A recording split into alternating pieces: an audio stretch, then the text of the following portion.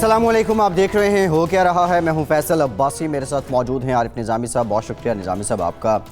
نظامی صاحب، بالآخر وہ گھڑی آ گئی جس کا کئی مہینوں سے انتظار تھا۔ پہلے تو الجھا کے رکھا، پھر اس کے بعد یہ کلیئر ہوا کہ ہم نے آئی ایم ایف کے پاس جانا ہے، اور اب فائنلی آئی ایم ایف کے بورڈ نے $6 ارب کے پیکج پہ دستخط کر دیے ہیں، اور یہ ایکسٹینڈڈ فنڈ فیسلٹی جو آئی ایم ایف کی ہے اس کے تحت ہے۔ 3 سالوں میں یہ پیسے آئیں گے۔ اس کی اہمیت اور کیا بے یقینی جو پاکستان کے اندر معاشی بے یقینی تھی اب ختم ہونے کو ہے؟ ایک تو یہ کمرشل لیول سے بہت کم اس پہ ہے، ساتھ اس کا جو سمبولک ویلیو ہے بہت ہے کہ آئی ایم ایف نے پاکستان نے جو اکنامک ریکوری یا اکنامک گروتھ کا جو پروگرام بنایا ہے وہ اس کو آئی ایم ایف نے انڈورس کیا ہے۔ اب آپ کو ایشین ڈیولپمنٹ بینک نے کچھ $3 ارب کے قریب ہے، ورلڈ بینک ہے جی وہ بھی دینے جا رہے ہیں۔ پھر آپ کی جو کریڈٹ ریٹنگ ہے وہ بہتر ہو جائے گی، تو یقیناً یہ آئی ایم ایف کا جو پیکج ہے جی جو بڑی توقع کے بعد ہمیں ملا اور بڑی شرائط مان کے ملا، بائی اٹ سیلف علامتی طور پہ تو اچھا ہے۔ باقی رہا $6 ارب دیکھا جائے تو یہ تو اونٹ کے منہ میں زیرہ ہے۔ آپ کے مطابق پاکستان کو کوئی $30+ ارب چاہیے اسٹیبلائزیشن۔ جی بالکل ایسے ہے۔ پاکستان کی معاشی مسائل حل کرنے کے لیے پیسے یہ ڈالر کافی ہے کہ اگر آپ نے پچھلے 10 ماہ میں خان صاحب کے مطابق $10 ارب قرض اور سود دے دیا ہے تو یہ 6 ارب سے اصولی طور پہ کیا بنے، لیکن اس کی جو اوور آل چیز ہے اس سے بہتری آئے گی۔ یہ الگ بات ہے کہ یہ جو آئی ایم ایف کا بجٹ ہے اس کی جو شرائط مانی گئی ہیں وہ اور جو آئی ایم ایف کی پروگرام ہے وہ حفیظ شیخ صاحب نے کہا آج جی کہ بعض باتیں تو ایسی جو پاکستان کے اپنے فائدے کے لیے حق میں، جس طرح tax to G D P ratio بہتر کرنا یا اس قسم کی اور جو چیزیں، سبسڈیز کم کرنا بھی شاید پاکستان کے بہتری میں ہو، لیکن اس کی وجہ سے جو اکانومی میں جو ارتعاش آئے گا جی وہ ایک خاصا یہ گمبھیر مسئلہ ہے۔ اگر کہیں تو میں آپ کو بتا سکتا ہوں کہ شرائط کیا ہے، اس پہ بات نظام صاحب شرائط بھی بتائیں، لیکن اس کے ساتھ ساتھ بظاہر یہ شرائط جس طرح آپ نے کہا پاکستان ان پہ عمل کرے تو پاکستان کے فائدے میں، آپ نے جو ارتعاش کی بات کی اور پھر اس کے بعد عوام پہ جو برڈن پڑ رہا ہے اس کو بیلنس کرنا، کیا اس کا بھی کوئی حل حفیظ شیخ صاحب اور ان کی ٹیم کے پاس ہے، یہ کہہ دینے کے علاوہ کہ مشکل وقت ہے صبر کریں گھبرانا نہیں ہے؟ لیکن مثلاً انہوں نے کہا پہلے کہ پاکستان کو 1500 سے 2000 روپے ٹیکسوں کی مد میں آمدن بڑھانی پڑے گی۔ اب یہ ٹیکس جو ہے حفیظ شیخ صاحب کہتے ہیں کہ جی یہ ٹیکس صرف امیر آدمیوں پر لگ رہا ہے۔ جی ٹھیک ہے، اب جب امیر آدمی یا کاروبار آدمی پر ٹیکس لگتا ہے تو وہ کدھر پاس آن کرتا ہے؟ وہ آگے غریبوں تک جائے گا۔ کاروباری آدمی پہ لگا ٹیکس وہ غریبوں کے ساتھ جائے گا۔ پھر آپ یہ کہیں کہ جی 300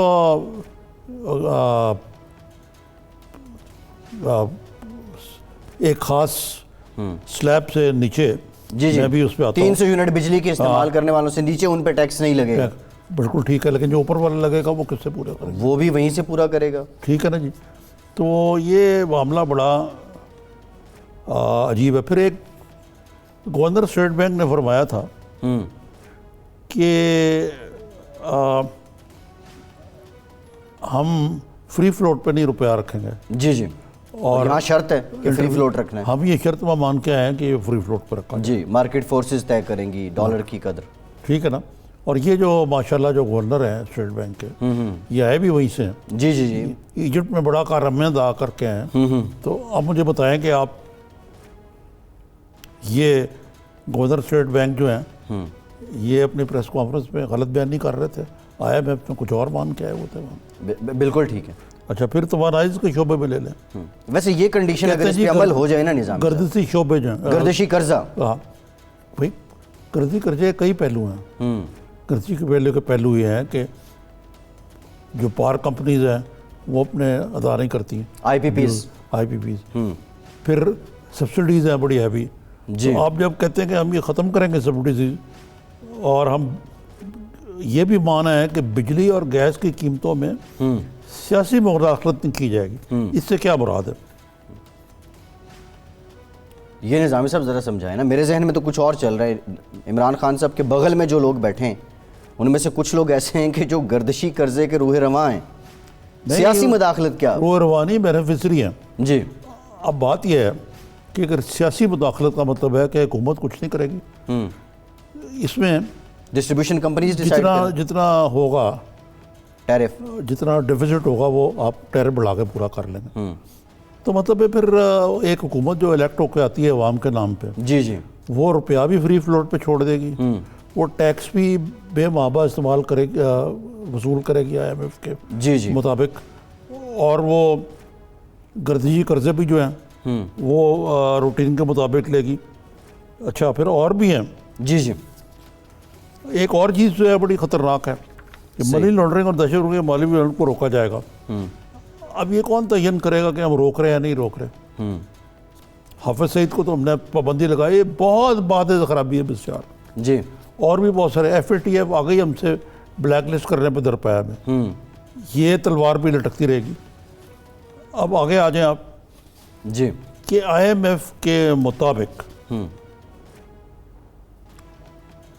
مہنگائی 13% تک 13% جائے گی.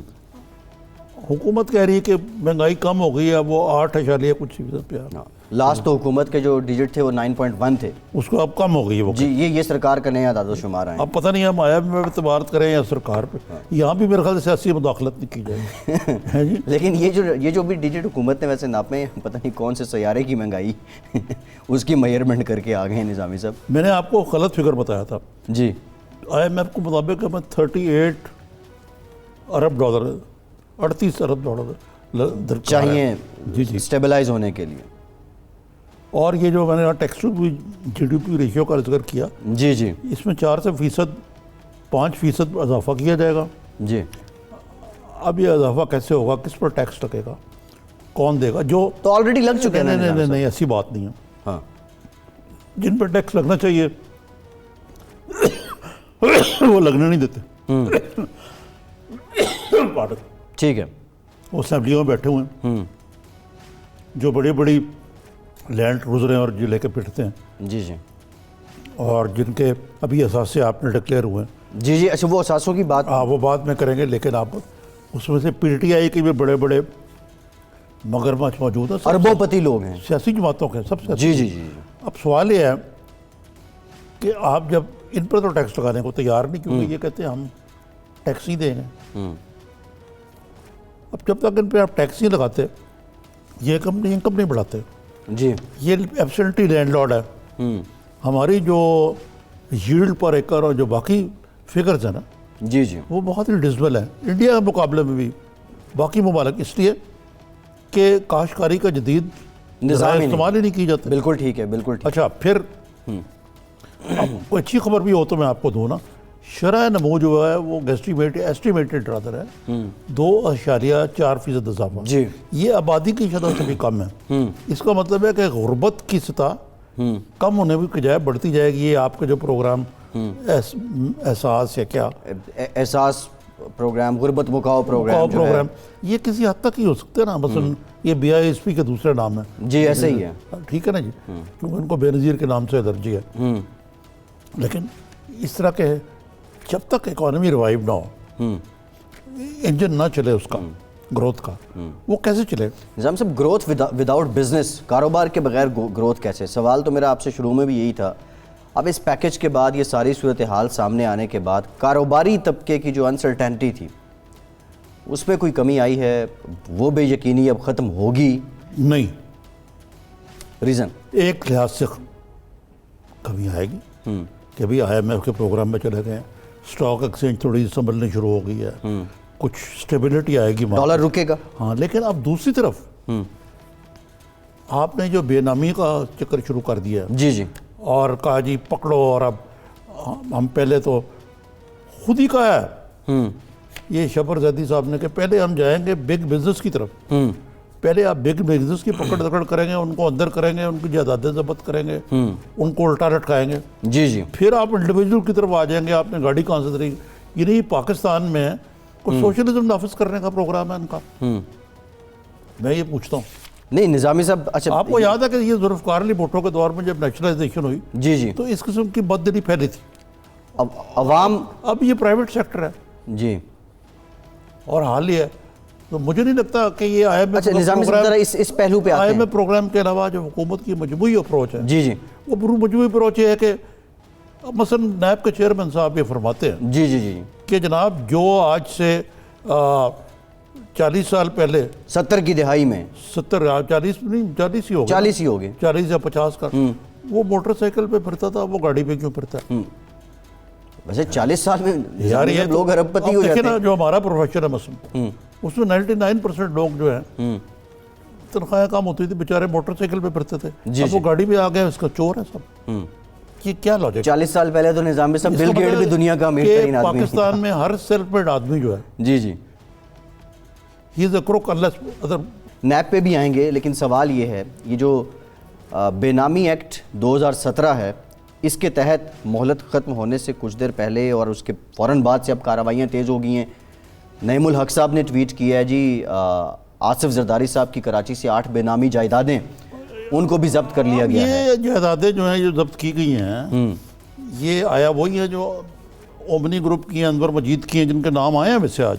جی جی اومنی گروپ کی جائیدادوں کے نام بھی آ رہے ہیں. پھر انہوں نے ایک دستاویز بھی شیئر کی ہے, اب اس پہ مینشن تو نہیں ہے نام ایگزیکٹلی, لیکن جائیدادیں ان کے اسپیکس ضرور اس میں ہیں. جائیدادوں کا نام مینشن ہے. جی جی اب یہ کام تو کورٹ کا اپروو کرنا ہے, یا زرداری صاحب کا اپروو کرنا ہے کہ یہ ہماری ہیں یا نہیں ہیں. نہیں ہے, بالکل ٹھیک ہے. ٹھیک ہے نا, اس بارے میں ہم تو اتنی رائے نہیں دے سکتے, لیکن نعیم الحق صاحب نے ٹویٹ کیا تو ان کو شاید علم میں. میرا سوال نظامی صاحب آپ سے یہ ہے کہ ایف بی آر ایک ادارہ ہے اور ہم F B R Imran Khan صاحب اداروں کو اسٹرینتھن کرنے کی بات کر رہے ہیں. اگر ایف بی آر نے یہ کارروائی کی بھی ہے تو وزیر اعظم کے مشیر یا معاون خصوصی کو ٹویٹ کرنے کی کیا ضرورت ہے جو ان کے ریلیونٹ بھی نہیں ہے. ایک بریک لیتے ہیں, بریک کے بعد آپ اسی سوال کا جواب لینے کی کوشش کرتے ہیں ہمارے ساتھ.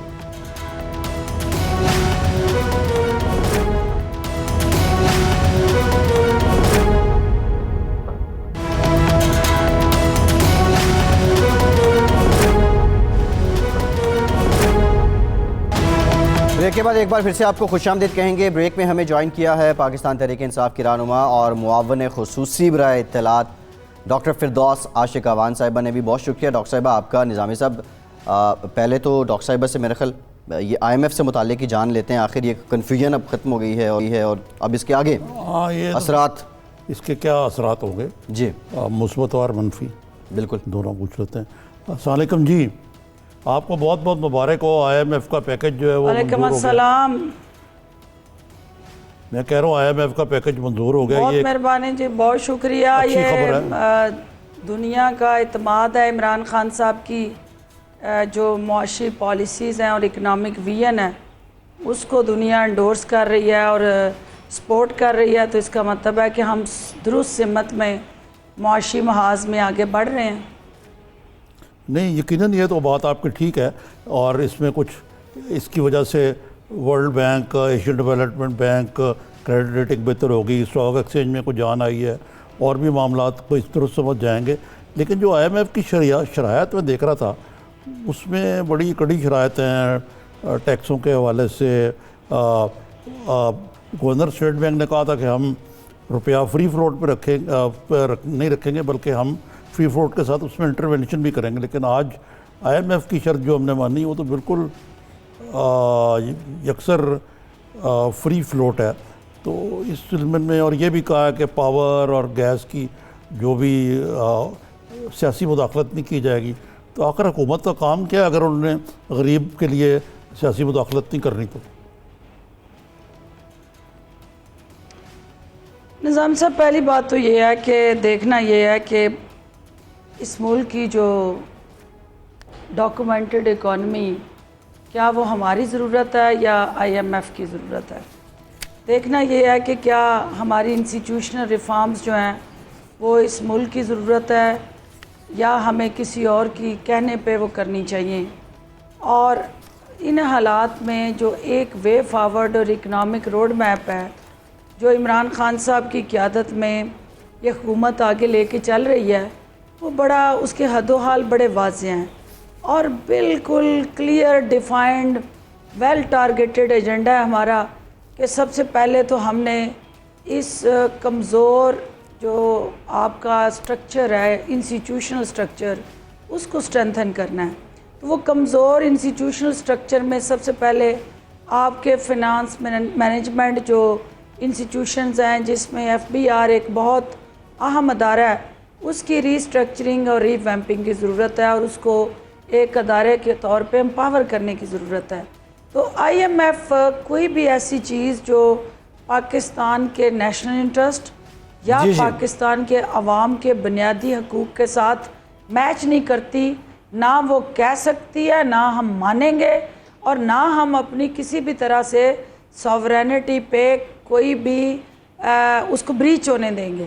لیکن جو ہماری ترجیحات آلریڈی اس حکومت کی اور عمران خان صاحب جی جی. کی وہ ایک ویری ویل ڈیفائنڈ آبجیکٹیو ہیں مقاصد ہیں.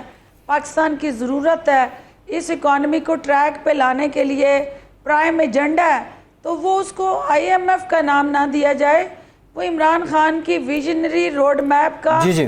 جز ہے کہ ہم نے ہاؤس ان آرڈر کرنا ہے اپنے گھر کو ٹھیک کرنا ہے. بالکل ٹھیک ہے. گھر کو ٹھیک کرنے کے لیے ریفارم سب سے پہلا جز ہے. ٹھیک ہے. اچھا ڈاکٹر صاحبہ آپ نے FBR کا ذکر خود ہی کر دیا اور آپ نے انسٹیٹیوشنل ریفارمز کا بھی ذکر کیا اداروں کو اسٹرینتھن کرنے کی بات بھی کی ہے. عام تاثر تو یہ ہے جس کا جو کام ہے وہ کرے تو ادارے بہتر ہو جائیں گے.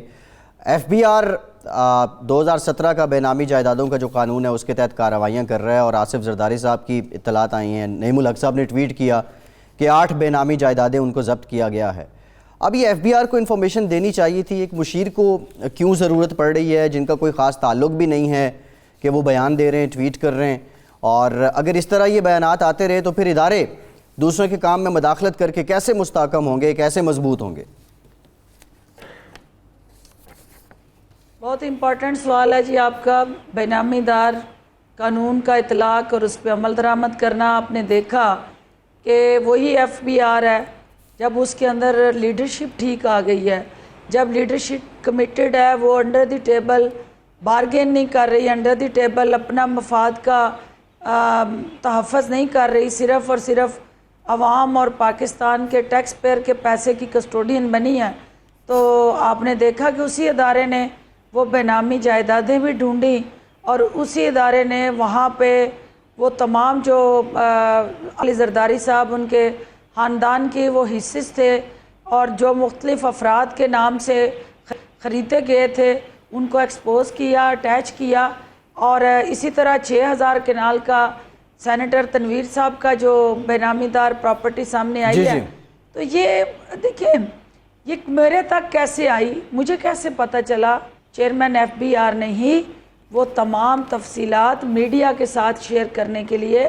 مجھ سے شیئر کی اور چونکہ چیئرمین FBR ایک پولیٹیکل نیریٹو کو اس طرح سے ایڈوکیٹ ابھی نہیں کر پائے. آج انہوں نے پریس کانفرنس بھی کی اور آپ نے سنا کہ انہوں نے ایمنسٹی پاکستان کی تاریخ کی سب سے بڑی جو جائیدادیں پکڑنا پولیٹیکل نیریٹو ہے اور میری یہ پوچھنے کہ سیاسی انتقام تو نہیں ہے آپ کی نیشنل آپ کی ریفارم ایجنڈے کا حصہ ہے لیکن وہ communication political communication how to transform that initiative economic reform initiative into political language وہ اسپوکس پرسن کا کام ہوتا ہے اور تمام منسٹریز کی نمائندگی کرنی ان کے پازیٹیو ایکشنز اور اس ملک کے مفاد کے لیے جو ترجیحات ہیں ان کو میڈیا تک پہنچانا یہ میری ذمہ داری ہے. ٹھیک ہے. اور وہ انہی کے دیے ہوئے ڈاکومنٹس انہی کی ایفرٹس انہی کی سٹرگل انہی کا یہ اسٹیٹس کو بریک کر کے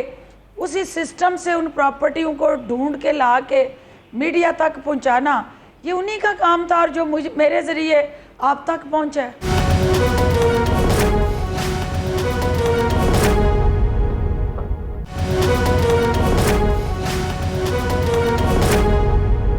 آج ایک پریس کانفرنس ہوئی تھی شہریار افریدی صاحب کی اور ساتھ DG تھے ANF کے وہ بیچ میں روک دی گئی. ایک تو اس کی وجہ بتائیں دوسرے یہ کہ شہریار افریدی صاحب کہتے ہیں ہم کئی ہفتے سے رانا ثناء اللہ کا پیچھا کر رہے تھے اور سرویلنس کر رہے تھے. دوسری طرف اپوزیشن جو ہے وہ مانتی نہیں اور لوگ کہتے ہیں کہ یہ انتقامی کارروائی ہے. شہباز شریف صاحب نے عمران خان کو آج کہا کہ تم باز آ جاؤ تمہارے اوچھے کنڈے جو ہیں ان کا حساب لیا جائے گا، اور وقت دور نہیں جب ایک ایک ظلم کا حساب لیں گے ہم۔ خورشید شاہ صاحب کہتے ہیں کہ یار جس طرح یہ طریقے سے ہیروئن جو ہے اور یہ ڈرگز نکلنی شروع ہو گئی ہیں، ہر اپوزیشن کے بندے کو اپنی ڈکی چیک رکھنی چاہیے۔ تو یہ کیا وجہ ہے کہ اس کو چودھری ظہور اللہ کے جو بحثوں والا ڈالی تھی بھٹو صاحب کے دور میں، اس سے تشبیہ دے رہے کو ماننے کوئی تیار نہیں کہ رانا ثناء اللہ جو ہے وہ ایک ڈرگ سمگلر ہے۔ بہت بدقسمتی کی بات ہے، اور یہی وہ تکلیف دہ پہلو ہے نظامی صاحب۔ اس معاشرے کی اس سے زیادہ اور کیا ذب و حالی اور بدحالی ہونی ہے، اور اس سیاسی پوائنٹ سکورنگ کے اس میدان میں ہم اس سے زیادہ اور تنزلی کا کیا شکار ہوں گے کہ ایک ایسا ایشو جو کہ جس پہ پوائنٹ سکورنگ نہیں بنتی، جو انتہائی حساس ایشو ہے، جس کے ساتھ پاکستان کی فیس ویلیو جڑی ہوئی ہے، جو رنگے ہاتھوں پاکستان کی پارلیمنٹ کا رکن گرفتار ہوا ہے، تو میڈیا کہہ رہا ہے کہ کوئی فوٹیج ریلیز نہیں کی، آپ نے کوئی تصویر ریلیز نہیں کی۔ مجھے بتائیں کہ آج ایک ایم این اے کو آپ سوشل میڈیا اور الیکٹرانک میڈیا میں ہیروئن کے ساتھ سر عام گرفتار کر کے جب سوشل میڈیا میں ویڈیو اور الیکٹرانک میڈیا میں چلائیں گی، تو پاکستان کی پارلیمنٹ کا دنیا میں کیا وقار اور تشخص رہ جائے گا؟ اور مجھے بتائیں کہ آپ کی پی آئی اے پہلے ہی بے شمار ممالک نے اس لیے بین کر دی کہ پی آئی اے کے خفیہ خانوں سے ان ممالک میں ہیروئن برآمد ہوتی رہی۔ تو اگر وہ ویڈیو نہیں چلی، تصویریں نہیں چلائیں، تو اس کا مطلب یہ نہیں ہے کہ وہ جرم نہیں ہوا، اس کا مطلب نہیں ہے کہ وہ انہوں نے یہ کام جو کیا ہے وہ ایک بڑا شخص جو ہے قانون توڑتا ہے یا مجرم ہے یا غلط کام کرتا ہے تو معاشرہ یا میڈیا اس کو تحفظ کرنے نکل پڑے کہ بھئی وہ ایک بڑا بندہ ہے تو وہ یہ نہیں کر سکتا۔ یہ ساری اس چیز کی طرف نشاندہی کر رہے ہیں کہ ان کو پتہ ہے کہ قانون اب مضبوط ہو گیا ہے، اب اس ملک میں رول آف لا ہے، اب اس ملک کے اندر جو انہوں نے زنجیروں میں جکڑا ہوا قانون تھا، عمران خان نے وہ زنجیریں توڑ دی ہیں، ادارے خود مختار اور بااختیار کر دی ہیں۔ تو یہی عمران خان کا جو عمل ہے وہ چین نہیں لینے دے رہا ان کو، اپوزیشن کو، اور وہ بد کلامی بد زبانی کر کے عمران خان کی ذات کو ٹارگٹ کر رہے ہیں، جن کے اپنے دامن داغدار ہیں اور کرپشن زدہ چہرے جو ہیں، ان کو تو شرم آنی چاہیے کسی مہذب ملک میں یہ ہوتا۔ جی ڈاکٹر صاحبہ، لیکن بینامی پراپرٹیاں نکل آتی، صحیح محترمہ میں کہہ رہا تھا معافی مانگتا قوم سے آ کے کہ ہم سے غلط ہوا کہ یہ الزام تراشی جو ہے دونوں طرف سے ہو رہی ہے۔ تو تالی جو ہے سیاستدان جو ہیں، آپ نے پارلیمنٹ کی بات کی، ہماری تو سیاست سے ساری الزام تراشی کی ہے۔ دوسرے جو آپ نے بات کہی ہے، اس کا مطلب ہے کہ ایک ویڈیو موجود ہے، اتاری گئی لیکن وہ چلائی نہیں گئی، یہ جو رانا ثناء اللہ والی ہے۔ جی یہ ذرا کلیئر کر دیں۔ بالکل نظامی صاحب، آواز آ رہی ہے؟ جی آ رہی ہے، لاؤڈ اینڈ کلیئر۔ ہاں جی، دیکھیں یہ آپ کی سینٹٹی کا سوال ہے۔ رانا ثناء اللہ اس پارلیمنٹ کا ممبر ہے، پنجاب کی ایک سیاسی جماعت کا صوبے کا صدر ہے، وہ کوئی بھی غلط کام کرتا ہے اور کوئی بھی اس مطلب اس کا ذاتی عمل جو ہے وہ اس کا ذات کے ساتھ جڑا نہیں رہا۔ جب وہ پارلیمنٹ کا ممبر ہے تو پاکستان کی پارلیمنٹ کے حوالے سے سوالیہ نشان اٹھتا ہے۔ آپ ابھی فیٹف بھگت رہے ہیں، ہے اس کا مطلب ڈاکٹر صاحبہ اور آپ چلا نہیں رہے۔ انڈیا آپ کو جو ہے ویڈیو عدالت کو دی جائے گی اور وہ ثبوت اور تصویریں تمام عدالت کو دیے جائیں گے، اور رانا ثناء اللہ صاحب کا یہ حق بنتا ہے کہ ان کے خلاف اگر کوئی اے این ایف کے پاس ثبوت ہے تو وہ عدالت میں دیں، اور ان کے وکیل جو ہے ان ثبوتوں پہ جرا کریں، اور ان کے پاس اگر کوئی اپنی بے گناہی کا ثبوت ہے تو وہ بھی عدالت میں لائیں۔ جو میڈیا میں عدالت لگی ہوئی ہے اس عدالت کو دونوں طرف کا نیریٹو پیش کرنا چاہیے۔ وہ جو بہادر سپوت ہیں جنہوں نے ایک طاقتور شخص پہ ہاتھ ڈالا، جنہوں نے اپنی جانوں پہ کھیل کے اس قوم کو اور ملک کو نشے سے پاک کرنے کے لیے اپنے آئین کے ساتھ اظہار یکجہتی کیا اور فرض نبھایا، اس کو اپریشیٹ کرنے کی بجائے ایسے لگ رہا ہے کہ یہ جرم رانا سلام نے کیا، جنہوں نے انہیں پکڑا ہے انہوں نے کیا ہے. تو اس طرح کا جو تاثر دیا جا رہا ہے یہ ڈی مورلائز کرے گا انسٹیٹیوشنز کو کہ آئندہ کوئی طاقتور پہ ہاتھ نہیں ڈالے گا کہ طاقتور جو ہے وہ زیر کر لے گا کمزور کو. تو ہمیں اداروں کو مضبوط بنانا ہے، اداروں کے ساتھ کھڑا ہونا ہے اور عدالت کو یہ مقدمہ لڑنے دیں، اس کو فیصلہ کرنے دیں کہ کون گناہ گار ہے کون بے گناہ ہے. نواز شریف صاحب کی ملاقاتیں بھی بند کر دی گئی ہیں جو اپنے ساتھیوں سے کرتے تھے. وہ یہ کوئی کلیمپ ڈاؤن کرنے کا پروگرام ہے، پھر وہ پروڈکشن آرڈر پہ بھی کوئی لا منسٹری سے مانگ لیا گیا. تو یہ اتنا زیادہ سختی نہیں کر رہے آپ لوگ؟ دیکھیں نظامی صاحب، ہم نہ کوئی سختی کر رہے ہیں نہ کسی کے ساتھ انتہا پسندی کر رہے ہیں. ہم صرف اور صرف اس ملک کے قانون کو طاقت دے رہے ہیں اور اس قانون کو یکساں اطلاق کی طرف لے کے جا رہے ہیں. جیل کے اندر نظامی صاحب مجھے بتا دیں کہ اس معاشرے کے اندر جو سوشل ڈیوائیڈ ہے اور جیلوں میں بھی اگر مساوات نہیں ہے، قیدیوں کے درمیان بھی آپ نے تفریق کر دی ہے. معاشرتی تفریق تو تھی اس معاشرے میں، اور اب جیلیں بھی اگر مساوات وہاں پہ بھی نظر نہیں آئے گی تو رول آف لا کیسے ہوگا؟ اس ملک کے اندر جو ڈسپیرٹی ہے اس کو ختم کرنا ہے، پیرٹی کی طرف جانا ہے اور قانون کا یکساں طلاق ہی اس معاشرے کے اندر توازن لا سکتا ہے. اور یہی عمران خان کا مینڈیٹ ہے اور یہی وہ کرنے آئے ہیں. نہ ہم کسی کی ملاقاتوں پہ پابندی لگائیں گے، ہم صرف اور صرف جو جیل مینول ہے اس پہ عمل درآمد کروائیں گے، کیونکہ جیل کا مینول عمران خان نے نہیں بنایا، جی بڑے عرصے سے چلا آ رہا ہے جیل کا استحصال ہوا اور وہ روایت ہے. اور غلط روایتوں کو ٹھیک کرنا پاکستان تحریک انصاف کا مینڈیٹ ہے اور ہم غلط نہیں ہونے دیں گے اور غلط کو روکیں گے اور غلط روایتوں کو ختم کر کے درست سمت پہ لے کے آگے بڑھنا، صحیح ٹرینڈ سیٹ کرنا، یہی ہمارا اس حکومت کا اولین فرض ہے. جی ٹھیک، بہت شکریہ. ڈاکٹر فردوس عاشق اوان صاحب ساتھ موجود تھی. ایک بریک لیتے ہیں، بریک کے بعد کچھ دیگر معاملات پہ بات کرتے ہیں. ہمارے ساتھ رہیے.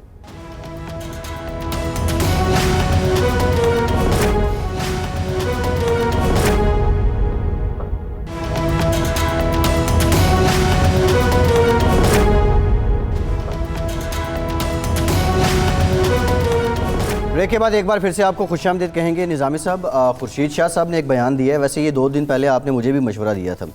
انہوں نے کہا کہ جو ان کے ساتھی ہیں، کولیگز ہیں، وہ اپنی گاڑی کی ڈگیاں چیک کر کے بیٹھا کریں. اپنی گاڑی میں جب بھی جائیں تو اپنی گاڑی کو چیک کر لیا کریں. یہ بنیادی طور پہ بظاہر تو ایک طنز ہے. سب سے پہلے تو میں یہ بات کروں گا جہاں محترمہ فردوس عاشق اوان نے ختم کی تھی جی کہ جیل مینول ہے اور یہ وہ ہے. دیکھیں یہ تو بات ٹھیک ہے کہ جی سارے جو ہیں وہ ایک ہی طرح کے جیل کے قیدی ہونے چاہیے، ہر قسم کے قیدی ہوتے ہیں. اب آپ کیا کہیں گے ان کو نواز شریف کو رکھیں گے پھانسی کی کوٹڑی میں؟ ٹھیک ہے، آگے اپنی کلاسیفیکیشن ہے جیل میں. جیل میں اے کلاس ہے، بی کلاس ہے، سی کلاس ہے.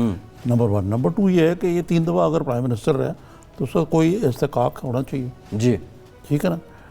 اب یہ بھی کہنا وہ عجیب باتیں کرتے ہیں صاحب جو ہیں، جو ترجمان ہے پنجاب حکومت کے، شہباز گل صاحب، وہ کھانے پہ بھی ان کو اعتراض ہے اور عجیب قسم کی بچگانہ قسم کی باتیں سامنے لائی جاتی ہیں کہ جی وہ کھانا ایسا کھا رہے ہیں جب مضر صحت ہے، آپ کو کیا ہے یار اس سے گھر سے کھانا آ رہا ہے، گھر سے کھانا بھی بند کر دو. رانا ثناء اللہ کو کپڑے نہیں دینے آپ نے چینج کرنے کے. دیکھیں نا، یہ تو ایک اذیت پسندی والی بات ہے. ایم این اے کی سینٹریٹی کی بات کی ڈاکٹر صاحب. ایک طرف ایم این اے کی سینٹریٹی بات کر رہے ہیں، ایک طرف اس کو کامن کرمنل سے بھی ایک نیچے ٹریٹ کر رہے ہیں آپ. آپ کو پتہ نہیں، ایک کیمپ جیل جو ہے اس میں ایک ڈرگ سمگلر کے لیے خصوصی ایک اہتمام یا انتظام ہے. یہاں کئی سال کاٹے رحمت شاہ افریدی نے. اچھا، رحمت شاہ افریدی بھی کیا اسی شعبے سے وابستہ تھے؟ جی وہ شعبہ تو ہمارا تھا، انہوں نے فرنٹی پوسٹ اخبار بھی شروع کیا تھا. جی بالکل. لیکن ان کا ایک ٹرک جو ہے پکڑا گیا تھا، وہ بھی ایک کوئی انسائڈ جاب تھی. انہوں نے بڑی بات کی ہے نا اے این ایف کی. جی تو اے این ایف کوئی ایسا پوتر ادارہ نہیں ہے اور کئی سال وہ وہاں رہے. ٹھیک ہے نا جی. رحمت شاہ افریدی جی اور وہ اسی سیل میں تھے جس میں رانا ثناء اللہ ہیں. بنیادی بات یہ ہے کہنے کی کہ یہ اتنا نہ بڑا باقی دامہ کی حکایت. دیکھیں نا کل کلا کو یہ شہباز شریف صاحب نے جو بات کہی ہے اس میں تھوڑا سا وزن ہے. آپ کہ اتنا کریں جو آپ بعد میں ہٹا سکیں. جی جی دیکھیں نا میں آپ کو اگزامپل دیتا ہوں. کل 5 جولائی ہے. جی 5 جولائی کو 42 سال ہو جائیں گے جب ضیاء الحق نے ماشاء اللہ لگایا تھا. اقتدار پہ شبخون مارا. جی جی ٹھیک ہے نا. اور اس وقت پوری جو اپوزیشن تھی ان کا ملی ہوئی تھی. اب بھٹو صاحب نے ایک قانون بنایا. ان کا خیال تھا کہ اپوزیشن کو یہ فیسلٹی نہیں ہونی چاہیے کہ جو 2 سال سے کم جس کی پریکٹس ہو وہ وکیل ان کو ڈیفینڈ نہیں کر سکتے. اچھا جب بھٹو صاحب کے ڈیفینس کے لیے باہر سے جب وکیل آئے انہوں نے کہا یہاں تو ان کی 2 سال پریکٹس ہی نہیں ہے. تو مطلب ہے کہ قانون بنایا گیا اپوزیشن کے لیے, استعمال بھٹو صاحب پر خود ہوا. خود میاں نواز شریف کی مثال موجود. انہوں نے کہا جی چھڈو جی یہ نیب جڑی ہے ان کے خلاف استعمال ہوگی, اپوزیشن کے خلاف. جی جی جی زرداری کے اعلی کار حکومت کے لیے اعلی زرداری کے کار خلاف جب استعمال ہوئی ہے ایف آئی اے اور نیب تو نواز شریف ان میں پارٹی تھے. جی ایسے ہی ہے. اور آج ان کا سارا خاندان نیب بھگت رہا ہے. جی ایسے ہی ہے. ٹھیک ہے نا جی. تو یہ جو تاریخ سے کوئی انسان کو سبق سیکھنا چاہیے. آپ یہ کہہ رہے ہیں کہ حکومت کو اس وقت سوچنا ہوگا جو آپ کریں گے کل کو بھگتیں گے. لیکن نا یہ تو ایسے جو جب شہباز شریف نے کہا کہ فسطائیت کی بو آتی ہے جی تو یہ فسطائیت کنڈے نا ٹھیک ہے اس قسم کی باتیں کرنا. اور اب دیکھیں میڈیا کے بارے میں, اب میڈیا کو دیکھیں وہ محترمہ سبق دے رہی تھی. کچھ نادان دوست ہیں. وکیل ہیں ہم کس طرح وکیل ہیں بھائی بتائیں مجھے. ایک بات انہوں نے کی کہ میڈیا نے اپنی عدالت لگائی ہے. ہم نے تو ایک واقعہ رپورٹ کون کیا سی جو ہوا. عدالت لگائی. دوسرا ویڈیو سوال یہ کہ دیکھیں نا بات یہ ہے کہ اگر میں عمران خان صاحب سے کہوں کہ بھائی آپ نے ایک فوج ظفر موج رکھی ہوئی ترجمانوں کی, اس کے باوجود آپ کی جو میڈیا پہ جو آپ کی پریزنس ہے اس کی کریڈیبلٹی کیوں نہیں بنتی. مثلا کوئی یہ ماننے کو تیار نہیں یار کہ رانا ثناء اللہ جو ہے وہ اس نے ڈرگ سمگلنگ کی ہے. جی ٹھیک ہے, کیوں اس میں میڈیا قصور ہے؟ میڈیا کا تو اس میں کوئی قصور نہیں ہے. میڈیا نے تو ایز اٹ از رپورٹ کیا جب سکیکی میں وہ پکڑے گئے. آپ نے اس کے بعد تبصرے ہوئے. آپ نے کس طرح اس کو ہینڈل کیا. جی یہ بات ہے. اب آج کی مثلا پریس کانفرنس شروع کی بیچ میں بند کر دی. کیا ہوا, کس طرح ہوا, کیوں ہوا, وی ڈونٹ نو. اچھا نظامی صاحب یہ ویڈیو کی بات جو محترمہ نے کی ہے کہ ویڈیو ہم عدالت کو پیش کریں گے, اس کا مطلب یہ ہے کہ اے این ایف کے پاس کوئی ویڈیو موجود ہے. میرا خیال ہے یہ بلف کر رہی تھی, ایسی کوئی ویڈیو موجود نہیں. اچھا یہ ہو سکتا ہے, اور وہ بھی ظاہر ہے ایک سیاسی بیانیہ انہوں نے دینا ہے. بلاول بھٹو 4 صدہ میں, اس سے پہلے لاسٹ جلسہ ان کو گجر خان میں تھا. ویسے پنجاب کی نسبت کے پی میں اگر پیپلز پارٹی محنت کرے تو وہاں ان کے پاس مارجن خاصا ہے. وہاں جا کے باتیں تو خیر انہوں نے رسمی کی ہیں, ایک اپنا نیریٹو جو اپوزیشن ہے وہ کسی نہ کسی صورت میں دے رہی ہے. لیکن یہ عوامی رابطہ مہم اپوزیشن کی, خواہ بلاول بھٹو ہوں یا فضل الرحمان صاحب ہوں یا مریم بی بی ہوں, یہ نظامی صاحب اتنا عوام پہ اثر نہیں ڈال سکی. یہ جلسے کرنے سے کوئی ایک سالڈ پیغام یا ایک سالڈ موومنٹ نظر نہیں آئی ہے. لیکن انہوں نے کہا کہ آئی ایم ایف کے آگے جھک گئی ہے عمران خان جو ہے, بلاول صاحب کہہ رہے ہیں سبسڈی ختم کر رہے, کسانوں کا قتل کیا جا رہا ہے. باتیں دے آر ہاف ٹروتھس. بات یہ ہے کہ عمران خان صاحب بھی کیا کریں مجھے بتائیں. حال تو پتلا ہے نا اکانومی کا, پیسے بھی چاہیے. آئی ایم ایف جو ہے وہ سمجھتا ہے کہ یار ہم آدھی مجرم ہیں, 22 پروگرام میں جا چکے ہیں. جی اب انہوں نے کہا جی آپ پہلے معاملات سیدھے کریں, فرنٹ لوڈنگ کر کے ہمیں بتائیں یہ بجٹ ہے آپ کا, اس میں مہر تصدیق لگی ہے, جی پھر آپ کو پیسے ملے. تو اب ٹھیک ہے ان کا کام اپوزیشن کرنا ہے, لیکن بات یہ ہے کہ مزہ نہیں آ رہا اپوزیشن کا بھی نا. لیکن اپوزیشن کہہ رہی ہے بڑی زیادتی ہو رہی ہے, یہ ہو رہا ہے, وہ ہو رہا ہے, فلاں ہو رہا ہے. کر کچھ نہیں رہی اس طریقے سے. بھائی آپ پھر آئے نا, آپ زور آزمائی کریں سڑکوں پہ. آپ کو ڈیر کر رہی ہے, عمران خان کہتا ہے آپ کو کنٹینر دیتا ہوں میں, پھر کریں. آپ اپنی اندرونی تضادات کے اندر الجھے ہوئے ہیں. تضادات اور مفادات دونوں. تو زیادہ مفادات ایک ہی بات ہے. لیکن ساری اپوزیشن میں نظامی صاحب مولانا کلیئر ہیں. ان کا ایک خبر یہ بھی لگی تھی کہ کوئی آئے نہ آئے میں تو نکلوں گا اسلام آباد کی طرف. مولانا اکیلے نکل کے کیا کر سکتے ہیں؟ کیا بندے لے آئیں گے نا, کچھ مولانا حضرات اپنی طرح کے لے آئیں گے جی خیبر پختونخوا سے. جب تک اس میں اپوزیشن کا ڈول نہیں ڈالے گی اپنا یونیفائڈ اپوزیشن کا, وہ بات نہیں بنے گی. ٹھیک ہے. اور اب مولانا کا دیکھیں نا, ایک طرف تو یہ بات ہے کہ مولانا کو انڈر اسٹیمیٹ نہیں کرنا چاہیے. جی جی. ایک تو بات یہ ہے کہ ان کو یہ کریڈٹ جاتا ہے کہ انہوں نے اپوزیشن کو ایک پلیٹ فارم پہ اکٹھا کر دیا. یہ کتنا کریڈٹ ان کو جاتا ہے یا حکومت کی بے تدبیریوں کو جاتا ہے, یہ آپ کو یہ ایک سوال ہے.